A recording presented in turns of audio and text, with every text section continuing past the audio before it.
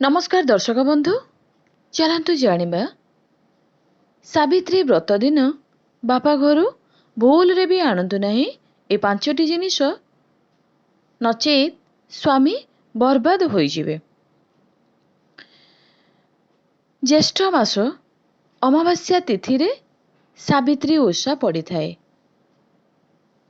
अनेक स्थान रे एही ओषा को बट सावित्री बोली मध्य कुहा जाई थाए। एही दिन रे नारी माने निज स्वामी मानकर दीर्घायु कामना करी निष्ठा सहकारे एही ओषार पालन करिथांती।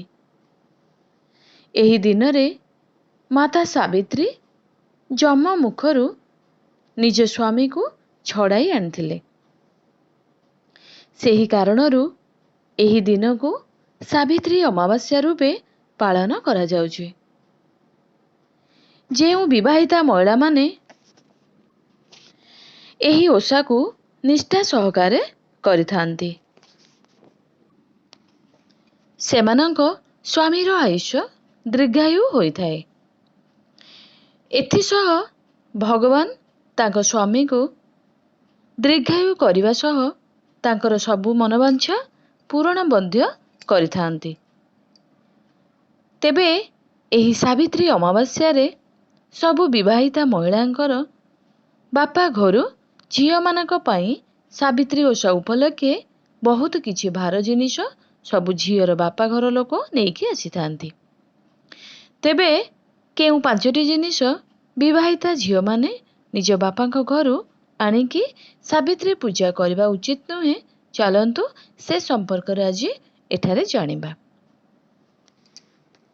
सावित्री ओषा समय रे अनेक विवाहिता झियो माने निज बापांक पाखरे और निज स्वामींक पाखरे अनेक सबु जिनिस सावित्री ओषा पई किणिकी आनिबाकू जिद करी बसिथांती। हेले सेपरी बिल्कुल मध्य करिबा उचित नुहे। महिला मानकर बापा हेउ अबा तांक स्वामींकर जेतिकी मध्य संबल रहिथिबो सेही अनुसारे सेतिकी सेमाने आपणंकु जिनिस किणिकी सेथिरे देई परिबे। सेथिरे आपण जदि संतुष्ट होई पूजा करिवे तेबे माता पार्वती आपणक स्वामी तथा संपूर्ण परिवार को आशीर्वाद करिवे। हेले जदि आपण निज बापा कि निज स्वामींक उपरे चाप पकाई तांको संबल ठारू अधिक किछि दाबी करी तांको दुखरे रखी आपण बड़ आडंबर सहकारे सावित्री व्रत करिथांती, तेबे सेथिरे माता पार्वती आपणको उपरे रुष्ट होई जांती। बापा घरु चूड़ी शंखा सिंदूर कोनोसी तेल जिनिस आनी निज पूजा कार्य रे लगांतु नाही। बापा घरु जहा मध्य मिलुची ताहाको सम्मानर सह रखिकी अन्य दिन रे व्यवहार करंतु। हेले निज स्वामीक टंकारे किणा जाइथिबा शंखा सिंदूर और चूड़ी साड़ी आदि पूजारे व्यवहार करंतु।